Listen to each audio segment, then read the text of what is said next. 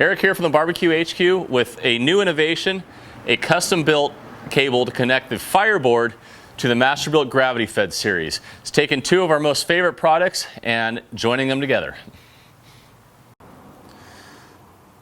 You need a Masterbuilt GravityFed series grill, either a 560 or a 1050 model will work. You need the Fireboard controller, the Extreme or Standard series will do. It's the same control board. The only difference when you buy it is the number of probes that it comes with. You need the Fireboard drive cable. This is what allows you to connect a fan to the Fireboard. You also need the TheBBQHQ custom cable, which will connect the Fireboard to the Masterbuilt grill. You need a Fireboard ambient probe. At least one probe must be connected in order for a channel to be activated for the drive cable to work. Then you also need an external power supply. A USB power supply will work, however sometimes the fan will cause a little bit extra stress on the Fireboard. We recommend the 12-volt cable, and it just so happens to work out that the stock cable will work into the Fireboard drive without issue. Connecting the Fireboard to the grill is very simple. Simply reach behind the stock controller and you'll see there are two wires with these braided sheaths. Go ahead and disconnect them. They simply disconnect by pushing the lever on the tab and pulling them apart. Once they are apart, take our custom cable and make the appropriate connections. Once that's connected, plug our cable into the fan side of the Fireboard drive.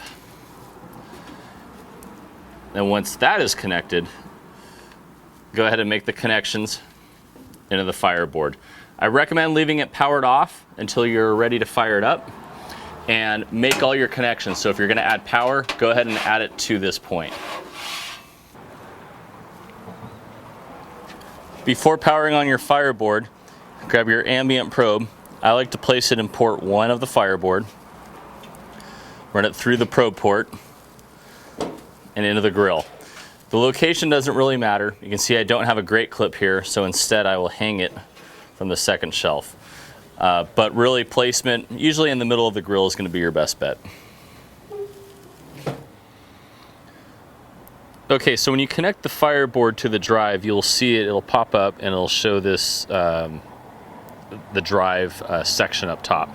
So what we want to do is go into settings, which is the little tool, the little wrench in the upper right hand corner, and as we go down, these are the default settings. So we want to change the PID mode from 3 to 0.5. We find that seems to work the best. 1.0 works, 0.7 works, but 0.5 seems to be the best. I leave fan speed at 100. I've seen people choke it down to 40. If you start getting some big temp swings, go ahead and bump fan speed down to 40 or so. And then lid detection, you can actually shut lid detection off, because with this cable, it automatically detects if the lid's open and it shuts the fans off. So we don't have that to worry about.